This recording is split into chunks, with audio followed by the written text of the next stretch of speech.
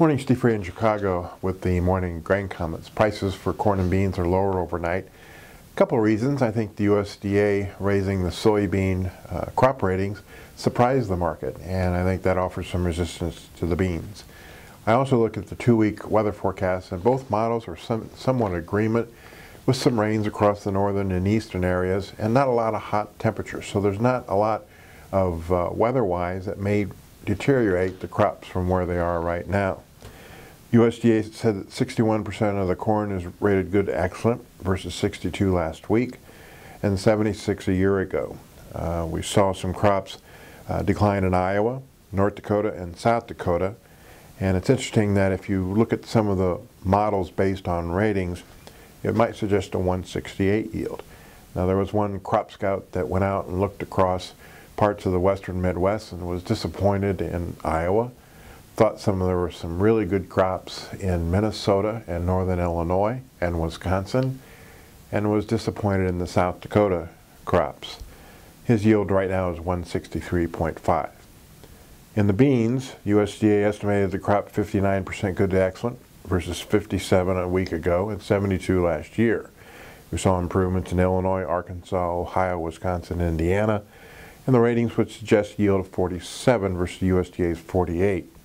The same crop watcher suggests that maybe the yield is 46.5. But without a lot of heat in August, you're not going to see the bean yield drop much more than that. The spring wheat was rated 31% good to excellent versus 33 last week and 68 a year ago, so that crop is getting smaller. It's interesting, we had a lot of questions from those yesterday who use spring wheat to make lifting bread. They wanted to know, should they be buying the basis right now for the nearby market? Most people said yes, the basis could get stronger if futures don't rally.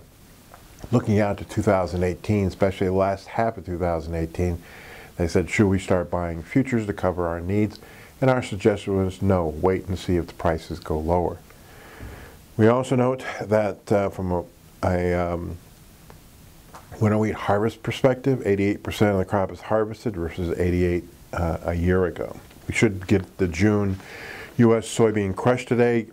Average guesses are around 147 million bushels. Last year was 154. So in essence, yesterday the funds sold beans, meal, corn, and wheat, bought a little oil. Still long 64,000 beans, 117 corn, and 30 wheat.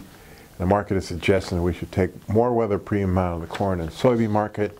Funds may be needing to liquidate some of their long position. We may need to be finding a price where demand kicks in for corn, beans, and meal at lower values. As always, these are my thoughts and not those of ADM or ADM Investor Services. Have a safe and profitable trading day.